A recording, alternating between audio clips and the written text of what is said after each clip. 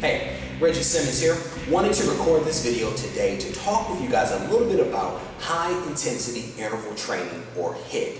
If you haven't heard about HIIT before, I would encourage you to do a quick Google search, because what I think you're going to find is a overwhelming and compelling amount of evidence that suggests that HIIT training is an effective way to burn body fat and reduce your overall weight.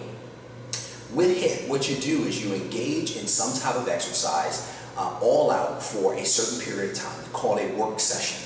That work session is followed by a recovery session, which is shorter in duration, and then there is another work session. So for example, you may sprint all out for 2 minutes, and then you jog for a minute, and then you sprint for 2 minutes, and you jog for a minute. And you can continue repeating the cycle over and over and again until you reach a certain amount of time, let's say 30 minutes or so.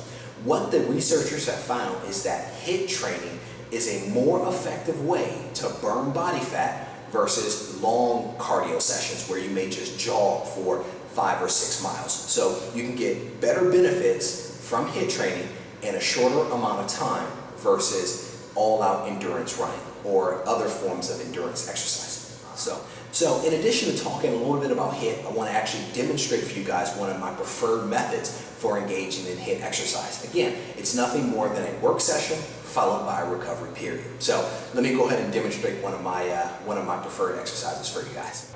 I went for about 30 minutes as I used the up as my working session and then the down as my recovery. And what you also notice in this video is that I tend to turn my feet to the outside, my toes to the outside. And what that allows me to do is it allows me to put more of the focus on my hamstrings and my glute. There's a lot of ways that you can do it. So you can turn your toes out, you can turn your toes forward, you can go side to side where you're going foot over foot. And that's a good way to kind of give your quads and your hamstrings a little bit of a break by going side to side. And I also use that toes out movement as I'm coming down the stairs. So it again puts pressure where I need it to be placed, but it also relieves some of the pressure on my knees as well, whether I'm